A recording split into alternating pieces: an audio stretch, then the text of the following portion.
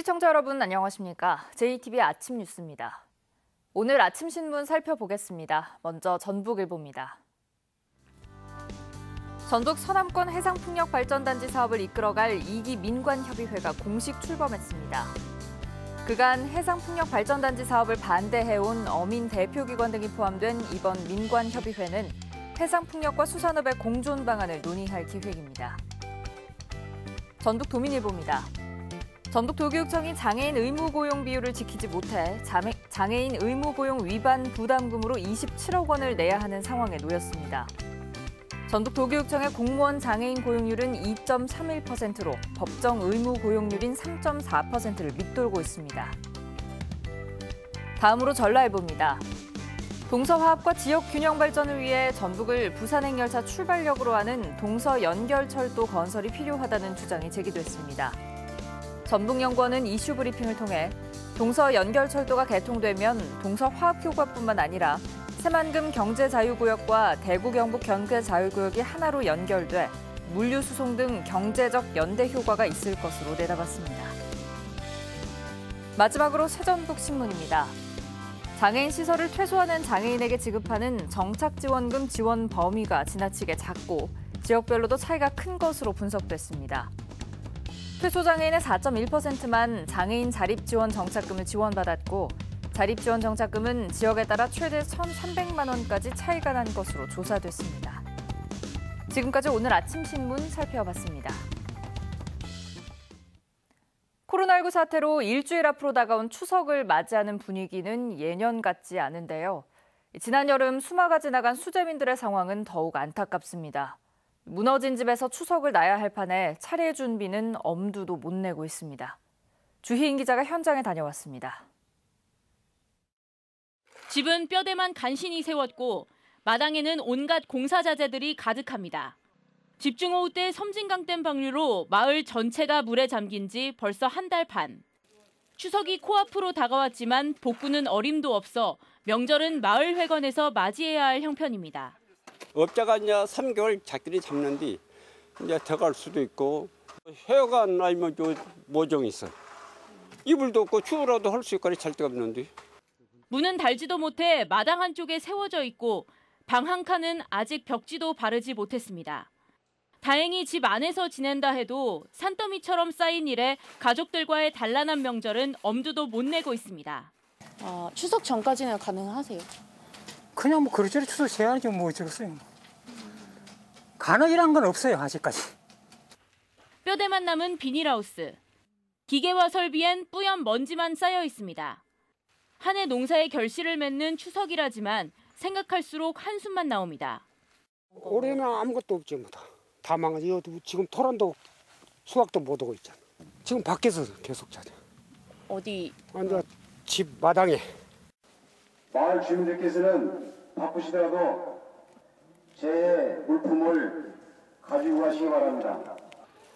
방송을 듣고 마을회관으로 모인 옆마을 주민들. 수마가 모든 걸 휩쓸고 간 지금 그나마 추석을 앞두고 나온 구호 물품이 소중하기만 합니다. 다 모든 물품을 사야 되는데 이런 걸 구호품 나온 거라도 도움이 많이 되지, 이런 게. 삶의 터전을 잃은 수재민들은 그 어느 해보다 쓸쓸하고 힘든 명절을 보낼 처지에 놓였습니다. JTBC 뉴스 주혜인입니다. 군산에서 문을 닫는 음식점들이 좀처럼 줄지 않고 있습니다. 상인들은 군산조선소와 GM 군산공장 등 대형 사업장이 연이어 문을 닫은 때보다 지금의 코로나19 사태가 더 힘들다고 하소연하고 있습니다. 김진형 기자입니다. 군산 구도심에 있는 한 음식점입니다. 코로나19에 손님이 뚝 끊기면서 매출이 70% 넘게 떨어졌습니다. 반면 식재료 값은 크게 오른 데다 임대료 부담도 적지 않다 보니 주인은 장사를 접어야 할지 고민하고 있습니다. 솔직히 장사를 끝까지 이것을 버텨 나가야 될지 어떠해야 될지 그것도 지금 망설여져요. 많이. 이번 연말까지 버티는 것도 힘들거든요. 실제로 임대료와 인건비 부담을 견디지 못해 문을 닫는 음식점들이 속출하고 있습니다. 올 들어 9월 현재 군산에서 문을 닫은 음식점은 217곳, 군산조선소가 폐쇄된 2017년 323곳, GM 군산 공장이 문을 닫은 2018년 331곳, 지난해 315곳보다는 아직은 적지만 연말이 되면 비슷한 수준으로 늘어날 거라는 예측이 나옵니다. 군산시는 침체된 골목 상권을 살리고자 2018년부터 1조 원어치의 군산사랑 상품권을 발행했습니다. 올해부터는 자영업자의 배달 수수료 부담을 덜어주기 위해 공공 배달앱까지 운영했지만 음식점의 폐업은 이어지고 있습니다. 상인들은 조선소와 GM 공장 폐쇄 때보다 지금이 더 어렵고 버티기 힘들다고 말합니다. 군산 조선소 GM대우가 문을 닫았을 때는 그래도 조금씩은 팔았는데 한 50만 원씩 팔았다 하면요. 지금은 10만 원 선 매상이 매출이 그렇게 많이 떨어졌어요. 지역 경제를 떠받친 대기업 공장들이 무너지면서 희청했던 군산의 상인들이 끝이 보이지 않는 코로나 사태에 다시 한번 한숨 짓고 있습니다. JTB 뉴스 김진영입니다. 전주시의 제2청사 신축 용역비가 시의회를 통과했습니다. 이제 제2청사 건립 계획을 세울 수 있게 됐는데요. 하지만 일방적으로 사업을 추진하는 과정에서 반발도 커서 사업 추진에 적잖은 어려움이 예상됩니다. 보도에 송창용 기자입니다. 전주시의 상하수도 담당 기관인 맑은물 사업본부입니다. 전주시는 이곳의 매각 비용을 항공대대가 이전한 도도동 인근에 제2청사를 짓는 데 사용할 예정입니다. 매각 대금은 100억 원 이상으로 예상됩니다. 하지만 전주시 효자동 주민들이 반대하고 있습니다. 효자동의 유일한 공공기관인데 사전에 아무런 논의 없이 이전을 결정했고 이곳이 빠져나가면 주변 슬럼화가 불가피하다는 것입니다. 빠져나가려면 다른 제철시설이라도 의논을 나누지 그것도 아무것도 없이 빠져나간다. 그거는 지역민을 무시하는 처사라고 저는 생각을 해요. 전주시의회가 제2청사 건립 용역비를 통과시키면서 내건 조건도 전주시를 어렵게 만들고 있습니다. 원래 전주시는 소음 피해를 호소하는 항공대대 인근 주민의 반발을 무마하기 위해 제2청사만 지으려 했습니다. 그러나 시의회가 선호송동 현 청사의 신축 또는 증축도 함께 검토하라는 조건을 내걸어 상황이 훨씬 더 복잡해졌습니다. 긴밀하게 상의하면서 이전되는 그 공간들이 시민들고 충분히 납득할 만큼 그리고 또 저희가 다른 대안들을 찾을 수 있도록 그렇게 노력을 하겠습니다. 여기에 예상치 못한 익산시와 김제시의 반발은 전주시의 고민을 더 깊게 만들고 있습니다. 익산과 김제는 항공대대 이전으로 외곽지역 주민들이 이미 피해를 보고 있다면서 송천동의 예비군 전주대대 추가 이전을 반대하고 있습니다. 제2청사 예정지인 도도동 시민들의 반발을 누그러뜨리는 데는 성공을 하나 싶었는데 더 큰 산이 나타난 셈입니다. 항공대대 이전에 따른 반발을 무마하기 위해 일방적으로 꺼내든 제2청사 건립 카드. 어렵게 첫 단추를 꿰지만 앞으로 나아가기가 쉽지 않은 상황입니다. JTB 뉴스 송창용입니다. 코로나19 위기 극복을 위한 4차 추경이 국회를 통과하면서 정부의 2차 재난지원금 지급 대상이 확정됐습니다. 전북에는 대략 3천억 원의 지원금이 풀릴 전망인데요. 정부와 별도로 자체적으로 2차 지원금을 줬거나 주는 시군도 있는데 상당수의 시군은 열악한 재정 여건 탓에 검토만 거듭하고 있습니다. 하원우 기자입니다. 추석을 앞둔 대목이지만 전통시장은 활기를 잃은 지 오래입니다. 4차 추경안이 국회를 통과하면서 전통시장 상인 등 연매출 4억 원 이하 소상공인에게는 100만 원이 지원됩니다. 올해는 코로나로 인해서 사람들이 다 어려움을 겪고 있잖아요. 다 힘들어하고 있는 거죠. 근데 정부에서 100만 원 그 정도 준다면은 진짜 이렇게 장사들 안 되고 이렇게 힘들어할 때 숨통이 좀 트이죠. 전북 도민들이 받게 될 정부의 2차 재난지원금은 모두 3천억 원가량으로 추산되고 있습니다. 전라북도는 다음 달 말까지 콜센터를 운영해 신청 자격과 방법을 안내할 계획입니다. 사업별로 구체적인 정부 방침이 확정되는 대로 신속 정확하게 업무를 추진해서 우리 도민 지원에 차질이 없도록 하겠습니다. 정부 지원과는 별개로 도내에서는 무주군이 전 국민에게 10만 원씩 2차 재난지원금을 지급했습니다. 무주군 재정 여건상 2차 재난기본소득을 지급하는데 사실 쉽지 않은 상황이었습니다. 하지만 반딧불 축제 등 행사성 경비와 일반 운영비 등을 줄여서 임실구는 설과 추석 명절 두 차례에 걸쳐 취약계층 천여 가구에만 최고 50만 원씩 임실사랑 상품권을 지급했습니다. 김제시와 순창군, 장수군 등 일부 시군이 2차 재난지원금 지급을 검토하고는 있지만 열악한 재정 여건 탓에 쉽게 결론을 내지 못하고 있습니다. 검토는 하는데 그게 어떻게 변동이 될지 모르니까 저희가 확실한 얘기를 드릴 수가 없죠. 저희가 열악한 환경에서는 한 2, 30억이 상당히 큰 돈이라서. 도내 14개 시군은 이미 1차 긴급 재난지원금으로 1,399억 원을 썼습니다. 여기에 수해까지 겹치면서 남아있는 예비비는 600억 원에 불과합니다. 코로나19가 언제 끝날지 모르는 상황에서 무작정 돈을 풀 수도 없어 자치단체의 고심이 깊어지고 있습니다.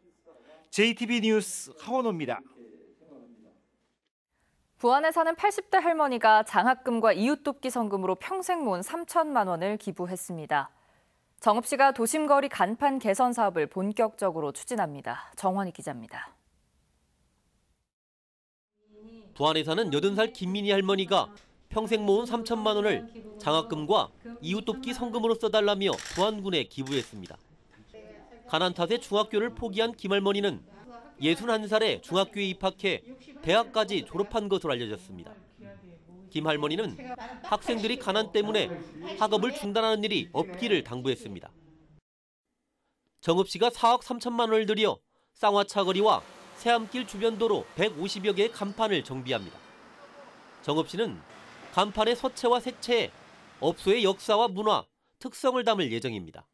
지역 주민들의 자발적인 참여 유도로 업소별 특성에 맞는 차별화된 간판을 제작해 도시 경관을 개선하고 원도심 경제 활성화와 함께 다시 찾는 거리를 만들겠습니다. 완주군이 내년 완주 방문의 해를 앞두고 전북관광협회와 손을 맞잡았습니다. 이들은 앞으로 수학여행단과 국내외 관광객 유치를 위한 홍보 활동에 주력하기로 했습니다. 전북관광협회와 함께 진행하는 소규모 수학여행단 유치나 팸투어 같은 경우 완주에 도움이 되는 사업이며 적극적인 홍보와 지원을 아끼지 않겠습니다. 김제시가 추석 명절을 앞두고 한국여성소비자연합 김제지부 회원들과 함께 전통시장 장보기 행사를 열었습니다. 참가자들은 김제사랑 상품권으로 농특산물과 제수용품 등을 구입하고 전통시장 이용 캠페인도 펼쳤습니다. JTB 뉴스 정원익입니다. 코로나19의 확산을 막기 위해 추석 연휴 기간인 오는 30일부터 다음 달 5일까지 국립임실호국원이 운영을 중단합니다. 다만 고인이 안장되거나 안장자의 기일인 경우 야외 묘역에 한해 예약을 받아 현장 참배를 허용하기로 했습니다.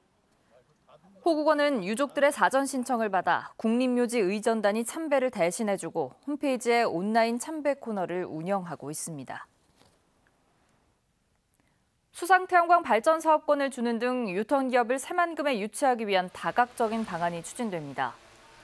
새만금개발청은 최장 100년간 가능한 임대용지 33만 제곱미터를 확보해 유턴기업에 우선 공급하고 대규모로 투자하는 유턴기업에는 수상태양광 발전 사업권을 주기로 했습니다. 전라도와 군산시는 대기업 본사와 함께 옮겨오면 최대 300억 원을 지원하고 정부의 고용보조금과는 별도로 고용인원 1명당 연간 600만 원씩 2년간 1,200만 원을 지원할 계획입니다. 어제 오후 6시쯤 남원시 주천면의 한 주택에서 불이 나 68살 A씨가 숨졌습니다. 경찰은 불이 나자 가족 2명은 집 밖으로 대피했지만 A씨는 미처 빠져나오지 못해 변을 당한 것으로 보고 있습니다. 경찰과 소방당국은 목격자 등을 상대로 정확한 화재 원인을 조사하고 있습니다. 전북 지역은 오늘 대체로 구름이 많겠고 선선하겠습니다. 오늘 낮 최고 기온은 전주와 익산이 26도 등 22도에서 26도의 분포를 보이겠습니다. 내일은 아침 최저 기온이 11도에서 15도, 낮 최고 기온은 26도로 오늘과 비슷하겠습니다. 전주기상지청은 당분간 선선한 날씨가 이어지겠지만 일교차가 크게 벌어질 것으로 보여 건강관리에 주의를 당부했습니다.